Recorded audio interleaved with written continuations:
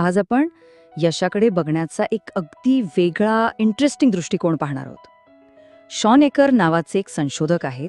त्यांनी पॉझिटिव्ह सायकोलॉजीमध्ये खूप काम केलंय आणि त्यांच्याच संशोधनानुसार आनंदी राहिल्यामुळे यश कसं मिळतं हेच आपण आज समजून घेणार आहोत. पण थांबा, सुरुवात एका प्रश्नाने करूया. काय वाटतं, जर यशाचा जो फॉर्म्युला आपण आजपर्यंत ऐकत आलोय तोच उलटा असेल तर? म्हणजे बघा, आपण काय म्हणतो, यश मिळालं की आनंद मिळतो. पण जर असं असेल की आनंदी असल्यामुळे यश मिळतं, तर हा विचारच आपल्या डोक्याला एक मोठा धक्का देतो नाही? आणि याच विचारातून एक गोष्ट अगदी स्पष्ट होते की आनंदी होण्यासाठी आपण जो पारंपरिक रस्ता निवडतो ना, तो कुठेतरी चुकतोय. तोच तो जुना फॉर्म्युला की खूप मेहनत करा, यशस्वी व्हा आणि मग तुम्हाला आनंद मिळेल.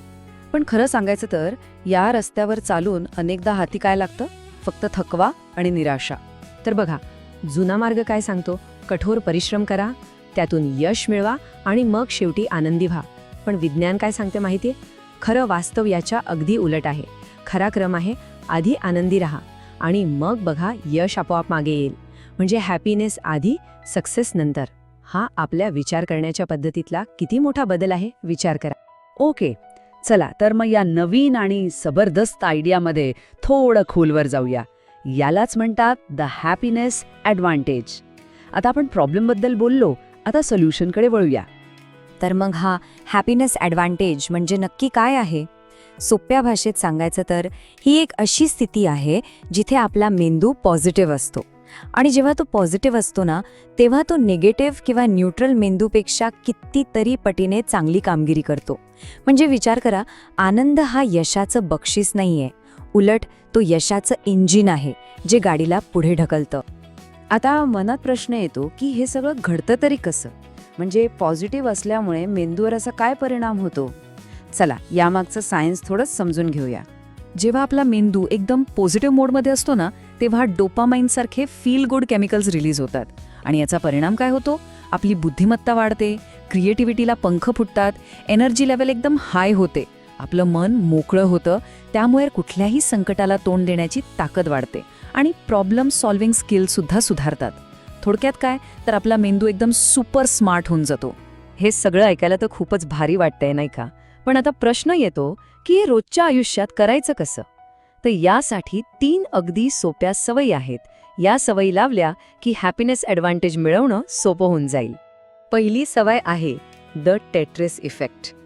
आता हे काय आहे? कधी टेट्रिस गेम खूप वेळ खेळलाय का? खेळल्यानंतर काय होतं? सगळीकडे ते ब्लॉक्स दिसायला लागतात, बरोबर?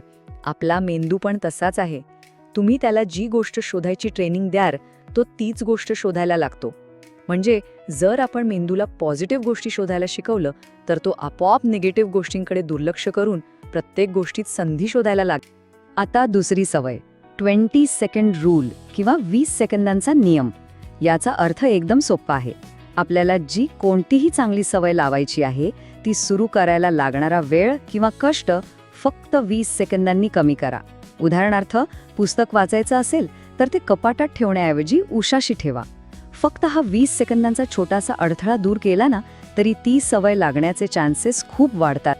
आणि तिसरी सवय, जी खरं तर खूपच पॉवरफुल आहे, ती म्हणजे कृतज्ञता किंवा ग्रॅटिट्यूड. ही सवय अक्षरशः आपल्या मेंदूची वायरिंग बदलते. रोज रात्री झोपण्यापूर्वी फक्त त्या दिवशी घडलेल्या 3 चांगल्या गोष्टी आठवून कुठेतरी लिहून काढायच्या. एवढंसं केल्याने काय होतं माहितीये? आपल्या मेंदूतील पॉझिटिव्ह विचार करण्याचे जे रस्ते आहेत ना, ते अधिक पक्के आणि मजबूत होतात.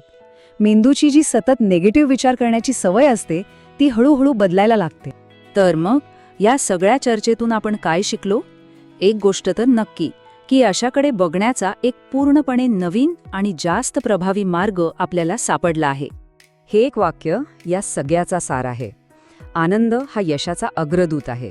म्हणजे काय, तर यश हे ध्येय नाही. यशापर्यंत पोहोचण्यासाठी आनंद हा पहिला टप्पा आहे. तो फिनिश लाईन नाही, तो तर स्टार्टिंग पॉइंट आहे. आणि म्हणूनच एक गोष्ट लक्षात ठेवली पाहिजे. आनंद म्हणजे काहीतरी लक्झरी किंवा चेन नाहीये. तो एक खूप मोठा शक्तिशाली ॲडव्हान्टेज आहे. एक असा स्ट्रॅटेजिक फायदा जो आयुष्याच्या प्रत्येक क्षेत्रात सर्वोत्तम कामगिरी करण्यासाठी आपल्याला मदत करतो. चला तर, हे सगळं ऐकल्यानंतर आता स्वतःला एक प्रश्न विचारूया. आज आत्ता असा कोणता एक छोटासा पॉझिटिव्ह बदल आपण करू शकतो जो या हॅपीनेस ॲडव्हान्टेजची एक छान सुरुवात असेल.